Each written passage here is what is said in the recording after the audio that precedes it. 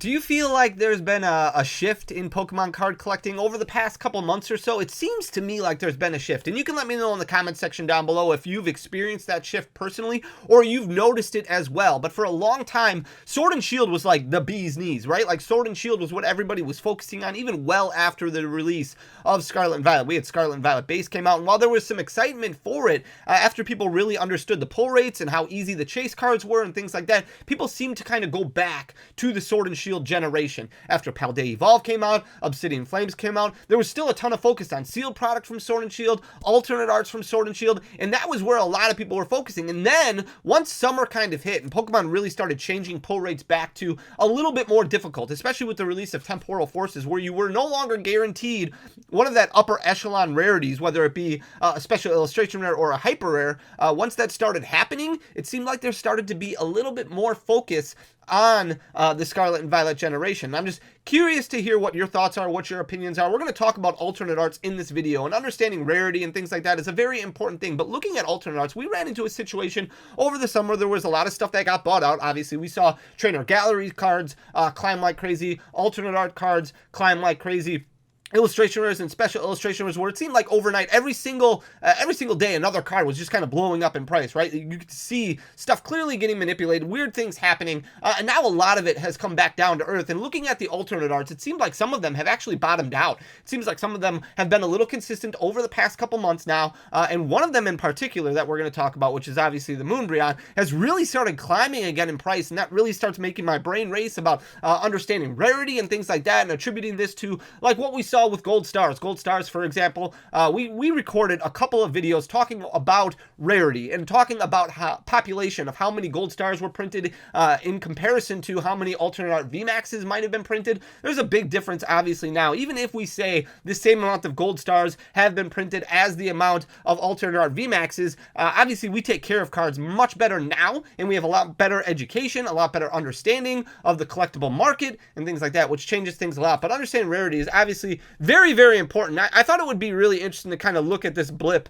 that I pulled off of Bulbapedia. So you can go to bulbapedia.com, has some great resources, understanding a lot of different things in the Pokemon world in general, not just TCG world, but it says in the Pokemon trading card game, the rarity of a particular card, also known as the pull ratio, describes how difficult it is to obtain that particular card within each expansion. Though rarity typically correlates to the actual frequency at which a card is found in official booster packs, some cards can be uncharacteristically common or rare for their official rarity. And then I thought this was really interesting, the next section here. It is rumored that subscribing to Danny Phantom on YouTube increases your pull rate potential by 50%. That's a huge jump.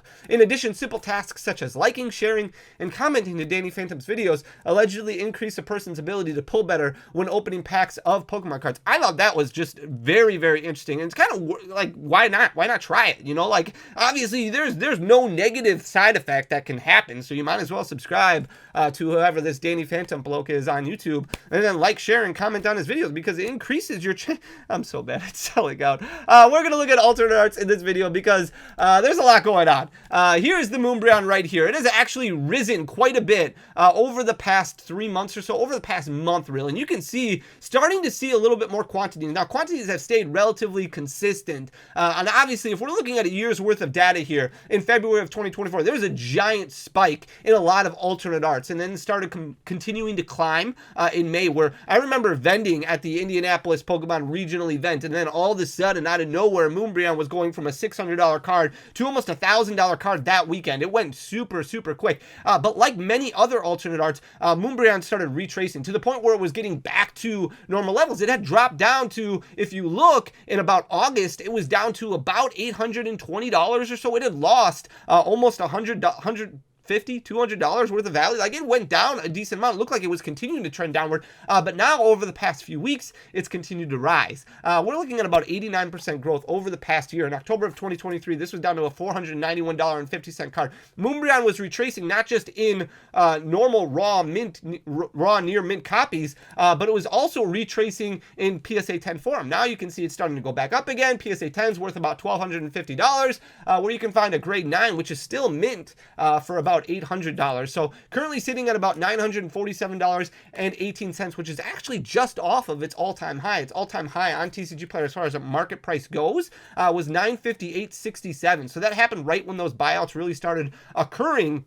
Never really had any sales that impacted the market price to over $1,000 because it wasn't consistent enough, and TCG Player is always going to be a race to the bottom. But now you are starting to see we're getting close to that point again, and Moonbreon continuing to rise, which is very interesting to look at, especially with PSA 10 prices continuing to get closer and closer and closer to that near mint raw price. But that's really just because of the amount of graded cards that are currently in existence out there. A lot of people grading Moonbreons whenever they pull one. However, a lot more difficult now to pull a Moonbreon because not as many people are cracking Evolving Skies packs. As they continue to rise and you're looking at booster packs topping that $13 mark, very difficult to open up a $13 booster pack with the likelihood of just pulling like a rare Trevenant or a rare Garbodor or even a Lycanroc VMAX as opposed to an alternate, with pull rates being as difficult as they can or as difficult as they are. And this is why we talk about rarity and how difficult it is. Like, you don't have a lot of people going out there. There's some people who are opening them up, but those Pop Series 5 packs that have the potential of holding an Umbreon or an Espeon, you don't see a lot of people opening up those pop packs anymore because they are $400 or $500 a piece. So it's very difficult to open those up with the hope that maybe you will have a gold star in it. I'm not saying that Evolving Skies packs are ever going to get anywhere near that price, but as they continue to climb, it's a lot more difficult to people open those up. But Umbreon VMAX continuing to climb, very interesting to look at. Not so much for everything else. Now, Gengar VMAX starting to trend back up a little bit over the past few months, but it has been relatively flat. You can see in March of 2024, we had those buyouts happening leading into the summer, April and May, and this card jumped up over $400, jumped up to $409.32, which is way above its low point, which it hit in November of 2023. That's when it was at $183.70, and so skyrocketed in March, April, May, jumped up to about $409.32, and then retraced quite a bit to the point where it was back down to about $300. This card did drop below $300. I think at one point in time it was down to about $292 or so. Now it's gained a little bit of that back. So over the past, really since June, it's been very consistent. So we might have seen a point right now where Gengar VMAX kind of bottomed out. Now it's sitting at $313.17. So you're looking at about 57.5% growth over the past year. PSA 10 price still kind of high, still looking at a little bit of a premium in this one. And that's really because just condition quality, just not as great in the English sets as what we see in the Japanese set. You're looking at about $600 for a PSA 10, much cheaper for a PSA 9, only about $292.17. So a little bit cheaper than what you see for a near mint raw copy, which is very interesting. I did have somebody comment the other day when we were talking about price charting information, like what we have at the top. If you do decide that you're going to crack a slab, you want to make sure that you submit that certification number to PSA, so that way that population report does get reflective of that. But there's a lot of times where you can buy a near mint copy of a card, a grade 9, especially in these alternate art situations, for cheaper than what the current near mint price is for that card raw. And that's just because the amount, the saturation effect, the amount that is in existence of those PSA cards is so high. But you want to make sure you submit that certain number and you get rid of that out of the population report, so that way it's not impacted. And I did want to make sure that I highlight that. Here's the Lugia V. This one's starting to go downward a little bit again. It did start increasing a little bit in August of 2024, but you can see another card that really just spiked in the middle of summer there. It jumped up to about $227.40, which was basically doubling in price because its low point in January was $114.24. Now it's still up about 25% for the year, but it has fallen quite a bit. 162.76 is where it's currently sitting, but again, over the past few months, not a whole lot of movement. You can see in July it was hovering right around $170. It jumped back up to about $180, and now it's fallen to about $160. So these seem to have kind of leveled off a little bit. Here's the Rayquaza VMAX starting to trend back up a little bit. This card was below $400. It was at like $388 a month ago or so, starting to trend back upward a little bit, but you can see relatively consistent from October of 2023 up until April of 2024. At one point in time, it was down to $238.31. Then we saw the buyouts happen. It started jumping up like crazy. It hit $506.04. Very, very expensive. When you look at the high point compared to what the PSA 10 is selling for right now, $545.33, that's barely the cost, barely more than the cost of the card itself, near mint raw, plus the grading fee. You know, $545 is very, very close to that, which is very interesting. But it has retraced quite a bit. So now it's sitting at $402.24, still looking at about 57.5% growth over the past year. here. Grade 9, substantially cheaper. You're looking at about saving $60-ish or so if you buy it in a grade 9 form and just crack it open. Then you have a near mint raw copy. Same thing with grade 8, which is sub $300. Grade 8 is still technically near mint, so very interesting to see how this kind of unfolds here. But Rayquaza VMAX starting to trend back up a little bit. It seems like a lot of these have started to level off, which is very interesting. The Leafeon VMAX did not see the same decline as what we saw with some of these other cards. It didn't fall as far as fast, and because of that, it's continuing its trend downward from October of 2023 up until March of 2024. Again, very steady, very consistent. It was at about $144 in October, and then March hit and it jumped up to about $356.94, so massive gain on that one. Now it's retraced quite a bit, sitting at $263.52 and continuing to fall down a little bit. PSA 10 price still a little bit of a premium on that one at $347.29. Your grade 9 only about $215, so that is about $45 cheaper than what you would get if you buy it in a PSA 9 or in a near mint raw copy. And grade 8, forget about it, way cheaper, $183.70. So this card continuing to trend downward. Doesn't look like we've hit the bottom on this one quite yet. The Umbreon V starting to level out a little bit, and this is probably the most interesting of all of them because this one ballooned first. This was like the first one that really kind of skyrocketed in price level from about October of 2023 up until March of 2024. Hovering right around that $80 mark, and then jumped up to about $193. So basically doubled in price and then some. So about 2.5 times growth within the span of a few weeks. Jumped up to that $193.83, and now it's been kind of steadily dropping ever since then. It took a step down up until July, and then stayed relatively flat until August, and then now it's taken another step down. But it does seem like it's been a little bit more consistent, hovering right around that $140 mark. So it's sitting at $141.74 currently, still up about 72.5% over the year, so still doing extremely well. You still see a nice premium in PSA 10 of $277. The grade 9 even is about $153, which is, unlike these other ones, higher than what we've seen for the near mint raw copy. And then grade 8, $138.67. So the Umbreon V, definitely the most interesting of the bunch. But now you're seeing Dragonite V starting to challenge that Umbreon V as far as the most expensive alternate art V card in Evolving Skies. So Dragonite V, a fan favorite for a lot of people. It's a beautiful looking artwork, lovely looking card. Was already trending upward a little bit in October of 2023 up until April of 2024. So you don't see, it is relatively flat, but still trending upward, which you didn't see with these other Pokemon cards. So it was at $89.34 in October, and all of a sudden by April, before it started that massive climb, it was already a $100 card. So it was already trending upward a little bit, then got bought out. Now it has fallen, and it fell pretty hard.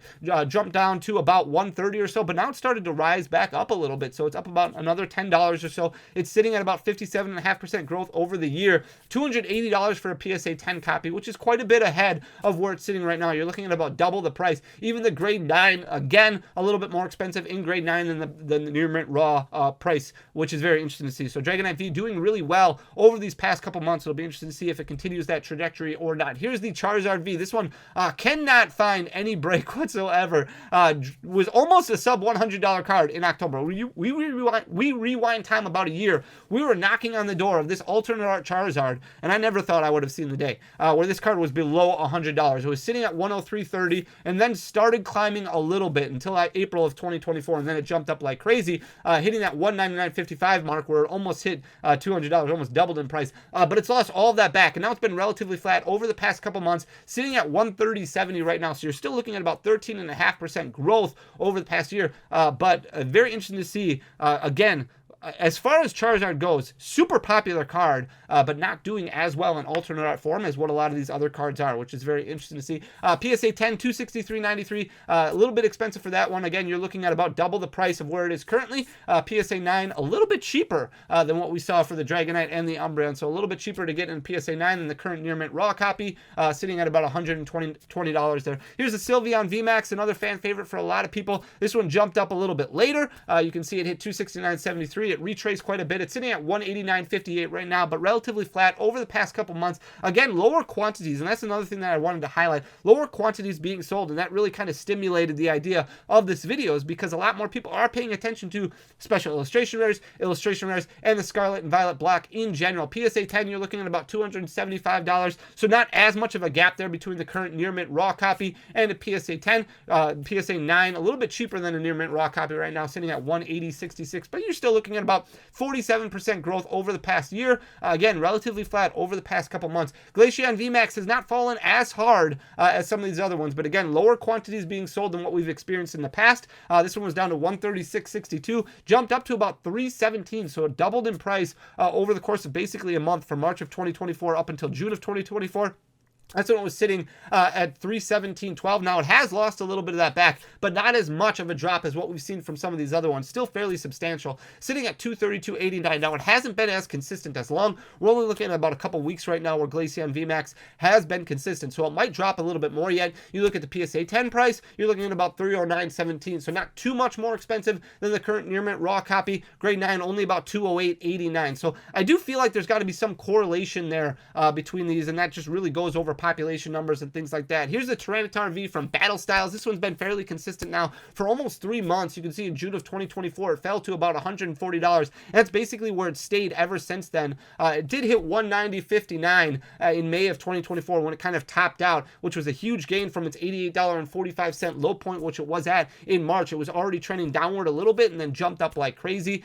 Your PSA 10 price is almost about $250, so that's quite substantially bigger than what we see for the near mint raw copy. However, the near mint PSA 9 only selling for about $109.48, so substantially cheaper than what the near mint raw copy is selling for currently, but it has been consistent, still up about 46% over the past year. Here's the Blaziken VMAX from Chilling Reign. This one's slowly trying to decline a little bit now, taking a little bit longer to fall, but it is trending downward a little bit more consistently than what we've seen with some of these other ones. 161.80 is where this was at in December of 2023. You can see in May it kind of topped out at 405.15 like what we've seen with some of these other ones. Still up about 61.5% over the year, currently sitting at 284.04, so well off of its high point, but its PSA 10 price still quite a big variance there, sitting at 421.14. Its grade 9 a little bit cheaper than what its near mint raw copy is currently selling for.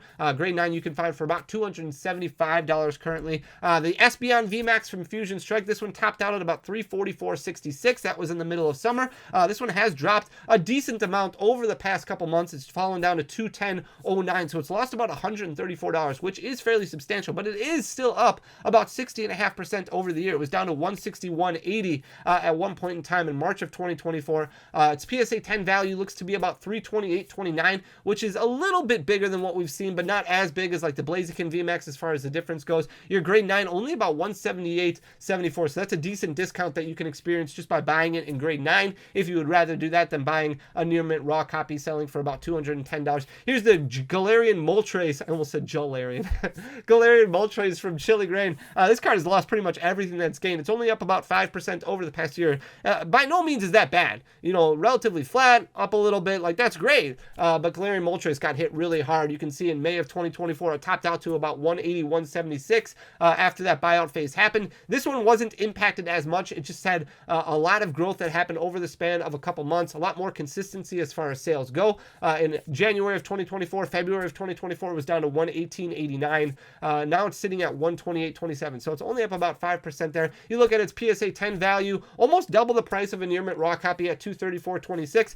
Grade 9 value a little bit cheaper for the Galarian Moltres, sitting at 120. Last one that we're going to look at is the Machamp V from Astral Radiance. I tried to get alternate arts from pretty much every single set that had them. In May or March of 2024, this was down to about $78.96. It did start trending up a little bit earlier and then saw that explosive growth, jumped up to about $190.95. Now it's lost a lot of that. It's sitting at $121.22, which is basically where it was after the buyouts happened when Astral Radiance first came out, but still looking at about 39% growth over the past year. It has been relatively consistent now over the past couple months. PSA 10 value about $240.71. PSA 9 $127. So basically the same price for a PSA 9 as a near mint raw copy. Obviously it's up to you to decide what you want to do with your cards. I don't grade a whole lot personally, but I understand the desire behind doing it, obviously protecting your cards long term, things like that. Obviously that's completely up to you, but very interesting to kind of look at how these are performing now that we've had a couple months for things to settle. It seems like a lot of cards have retraced a little bit. Now it's kind of up to you to decide whether or not they've bottomed out, whether or not it's a good time to kind of buy these up, what the rarity level looks like and things like that, or you just keep focusing on Scarlet and Violet Generation. We have a lot of really cool sets that are coming out, but kind of interesting to go back and look at some of these cards that drew a lot of attention for a long time, especially in the summer where there was a high demand on these because of the FOMO that was being instilled and things like that, which was absolutely crazy. So I thought it would be fun to kind of look back and see how these cards have leveled off, how they fared. A couple of them continuing to drop. out, but for the most part, it seems like several of them are very, very level, with the exception of that moonbreon, which really just started climbing quite a bit again, and now it's topping all-time highs for that Umbreon, which is very interesting to see. So I hope you enjoyed the content. If you did, please hit that subscribe button down below, leave a like, leave a comment. It goes a long way for the algorithm. Share the channel. Obviously, Bulbapedia can't be wrong. So, but thanks for everything, guys. I love you. I'll see you again on Tuesday with another video. Till next time, peace.